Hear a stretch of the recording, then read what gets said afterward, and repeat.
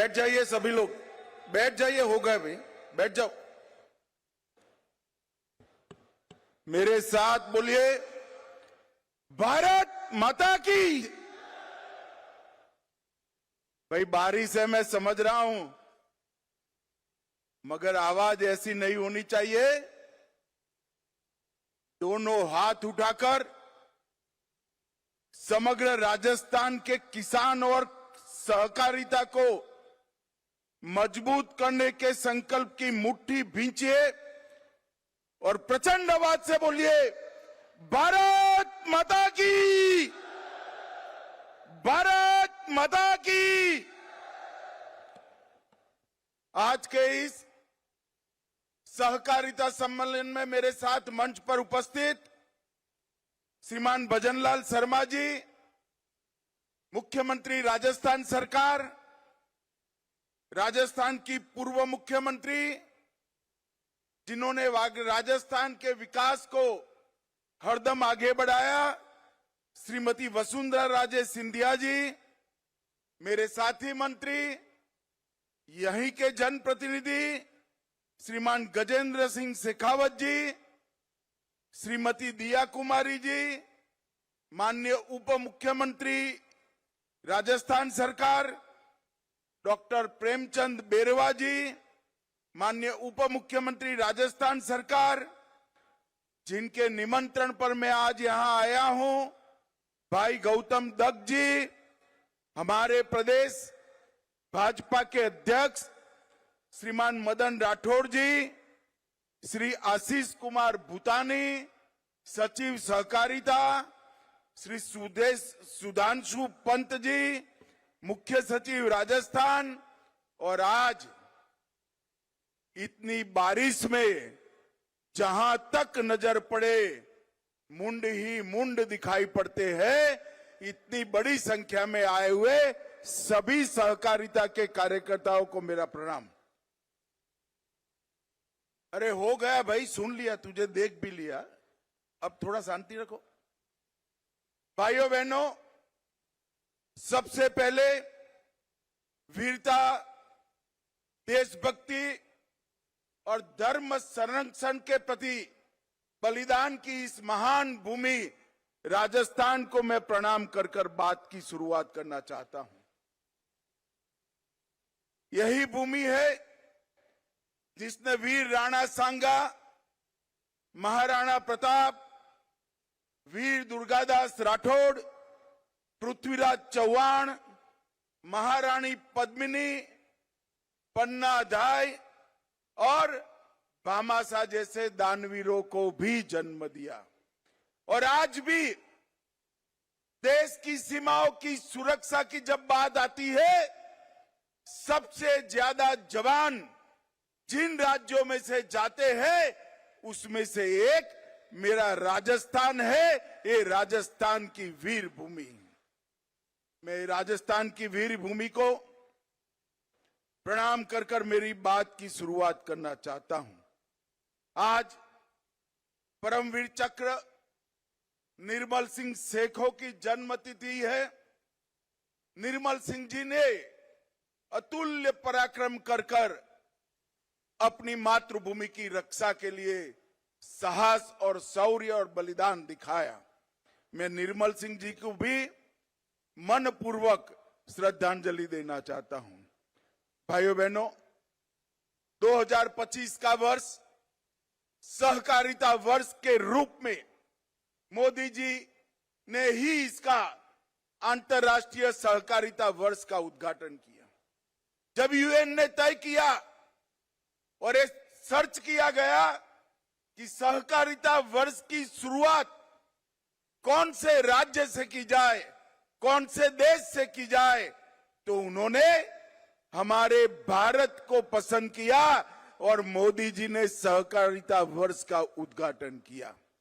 और आज सहकारिता वर्ष के उपलक्ष्य में 24 अन्न भंडारण गोदाम, 64 millets outlets, Gopal credit card योजना के तहत ऋण का वितरण, दूध उत्पादक समितियों को माइक्रो एटीएम का वितरण, 2 उत्कृष्ट पैक्सों का सम्मान, प्राइमरी डेयरी कोऑपरेटिव सोसाइटी का ऑनलाइन पंजीकरण और दीनदयाल उपाध्याय गरीबी मुक्त अभियान की सफलता की कहानियों के पुस्तक का विमोचन, ये सारी चीजें यहां पर हुई हैं।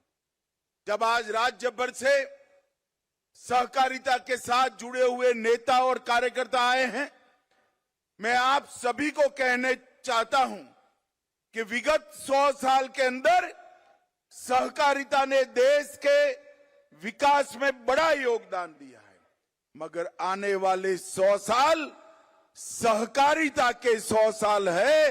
हर गांव, हर विकास, हर गांव, हर गरीब, हर किसान तक सहकारिता को पहुंचाने के लक्ष्य के साथ नरेंद्र मोदी जी ने केंद्र सरकार में एक स्वतंत्र सहकारिता मंत्रालय स्थापित किया है। आज 98% ग्रामीण क्षेत्र में सहकारिता की सक्रिय भूमिका है। देश का धान और गेहूं की खरीदी में लगभग 20% योगदान सहकारिता का है। उर्वरक के उत्पादन में 35% उर्वरक सहकारिता के माध्यम से उत्पन्न होता है। 30% चीनी सहकारिता के माध्यम से उत्पादित होती है और 20% से ज्यादा फेयर प्राइस शॉप भी कोऑपरेटिव के माध्यम से चलते हैं। 8,50,000 कोऑपरेटिव के माध्यम से 31 करोड़ लोग सहकारिता से जुड़े हैं और नरेंद्र मोदी जी ने सहकारिता मंत्रालय की स्थापना की। 4 साल के अंदर हमने 61 इनिशिएटिव के माध्यम से सहकारिता को मजबूत करने का काम किया है। 2 लाख नए पैक्स बनाने का काम शुरू हो गया है, उसमें से 40,000 पैक्स बना लिए गए हैं। सभी पैक्स का कंप्यूटराइजेशन समाप्त कर दिया गया है। सभी पैक्स के मॉडल बायलॉज सभी राज्यों ने स्वीकार कर लिए हैं और इसके साथ साथ गोडाउन बनाने का काम भी शुरू हुआ है। ऑर्गेनिक प्रोडक्ट्स एक्सपोर्ट और बीज संवर्धन के लिए नई समितियां बनी हैं। दलहन, तिलहन और मक्का जो नाफेड और एनसीसीएफ के ऐप पर रजिस्टर कराता है, वो सभी किसानों का दलहन, तिलहन और मक्का एमएसपी पर खरीदने की गारंटी नरेंद्र मोदी जी ने दी है। इसके साथ साथ अगर बाजार में दाम ऊपर है तो उसको बाजार में बेचने की भी खुली छूट दी है। मित्रों, आज राजस्थान देश के कृषि विकास में बहुत बड़ा योगदान कर रहा है। ग्वार का उत्पादन 90% से ज्यादा हमारे राजस्थान में है। 46% सरसों, 44% बाजरा, 22% तिलहन और 15% मिलेट्स के साथ ये सभी उत्पादन में राजस्थान देश में पहले नंबर पर है। 18% मूंगफली के साथ दूसरे नंबर है।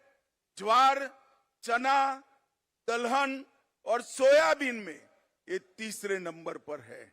और मित्रों, मोदी जी ने 11 साल में गेहूं की एमएसपी में 73% की वृद्धि, चने की एमएसपी में 82%, सरसों में 95% और मूंगफली में 82% वृद्धि करने का काम किया है। आज मैं राजस्थान आया हूं। राजस्थान को पूरा देश ऊंटों की भूमि के रूप में जानता है। हमने कोऑपरेटिव का उपयोग कर कर ऊंटों का नस्ल संरक्षण और ऊंटनी के दूध का औषधीय गुणों के परीक्षण पर रिसर्च शुरू किया है, जिससे आने वाले दिनों में ऊंटों के अस्तित्व पर कोई खतरा नहीं आएगा। भाइयों बहनों, आज मैं आया हूं तब आज राजस्थान सरकार ने भी इतने कम समय में ढेर सारे काम किए हैं। ये पूरा राजस्थान पेपर लीक से त्रस्त था। एसआईटी गठन कर एक कठोर संदेश पेपर लीक माफियाओं के खिलाफ राजस्थान की सरकार ने भेजा है। ग्लोबल इन्वेस्टमेंट समिट में भजनलाल के नेतृत्व में 35 लाख करोड़ के एमओयू हुए। 3 लाख करोड़ के एमओयू पर काम भी शुरू हो गए। पेट्रोल और डीजल के वेट में कटौती की, 450 रुपये में एलपीजी का सिलेंडर दिया और इसके साथ साथ राम जल सेतु लिंक परियोजना, नवनेरा बैराज, ताजेवाला हेड हरियाणा से पानी लाने के लिए यमुना का डीपीआर मंजूर किया गया और ढेर सारे गांवों में हर घर तक जल जीवन मिशन से पानी पहुंचाने का काम किया गया।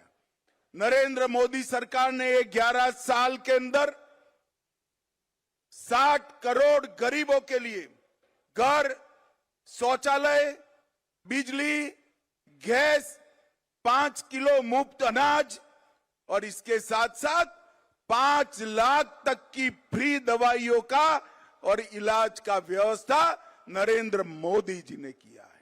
ये सारी योजनाओं का क्रियान्वयन भजनलाल जी के नेतृत्व में राजस्थान में बहुत अच्छे तरीके से होता है। मगर मैं भजनलाल जी को एक और काम के लिए भी बधाई देना चाहता हूं। इन्होंने सहकारिता के सारे इनिशिएटिव में राजस्थान को देश में 1 से 5 नंबर में लाने का काम हमारे भजनलाल शर्मा ने किया है और आज राजस्थान में सहकारिता मजबूत हो रही है। मोदी जी के नेतृत्व में देश 11वें नंबर पर से 4थे नंबर का अर्थतंत्र बन चुका है।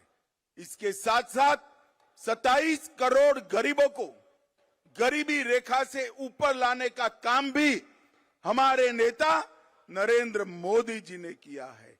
परंतु नरेंद्र मोदी जी ने सबसे बड़ा काम किया है देश को सुरक्षित करने का। और जो कांग्रेस के राज में ये देश आए दिन आतंकवादी हमलों से त्रस्त था। पहले उरी में हमला हुआ, मोदी जी ने सर्जिकल स्ट्राइक की। पुलवामा में हमला हुआ, एयर स्ट्राइक करी और पहलगांव में हमला किया। ऑपरेशन सिंदूर कर पाकिस्तान के घर में जाकर आतंकवादियों के परछड्डे उड़ा दी और एक मजबूत संदेश पूरी दुनिया को भेजा है कि भारत के नागरिक, भारत की सेना और भारत की सीमा इसके साथ छेड़खानी नहीं करते, वरना नतीजे भुगतने पड़ते हैं। और मोदी जी ने ये संदेश देकर एक समृद्ध, सुरक्षित और विकसित भारत के स्वप्न को सच्चा करने का, जमीन पर उतारने का काम किया है। भाइयों बहनों, आज सहकारिता क्षेत्र के इस सम्मेलन के माध्यम से इतनी विपरीत मौसम में भी आप सभी लोग इतनी विशाल संख्या में यहां आए हो।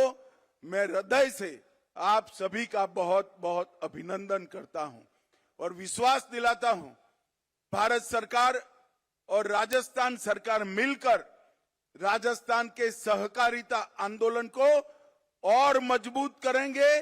न केवल मजबूत करेंगे, 2047 में जब भारत आजादी की शताब्दी मनाएगा उस वक्त हमारा राजस्थान का सहकारिता क्षेत्र पूरे देश में 1 नंबर पर हो। इस तरह से इसका मजबूत खाका बनाने का काम करेंगे।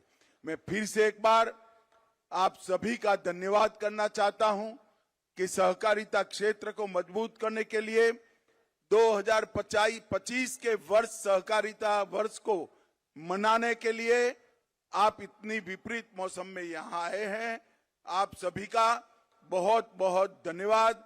एक बार फिर से ऑपरेशन सिंदूर जिन्होंने किया वो सभी सेना के जवान, और जिन्होंने ये मजबूत निर्णय किया वो नरेंद्र मोदी जी के लिए दोनों हाथ उठाकर भारत माता का जयकारा लगाइए।